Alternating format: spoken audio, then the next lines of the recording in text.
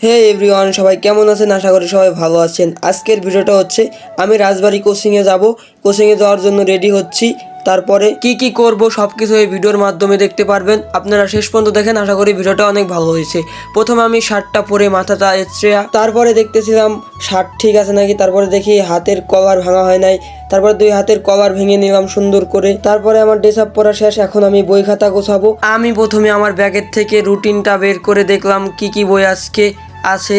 তারপরে আমি রুটিনটা দেখে আমি বই খুঁজতে শুরু করলাম কি কি বই। প্রথমে পেয়ে গেলাম ভূগোল। আজকে ভূগোল আছে। কোচিং এ 4টা করে ক্লাস হয়, 4টা বই নিলাম। 4টা বইয়ের নাম বলতাছি। প্রথমে ইংরেজি প্রথম, তারপরে বিজ্ঞান, তারপরে পরিণীতি, তারপরে ভূগোল।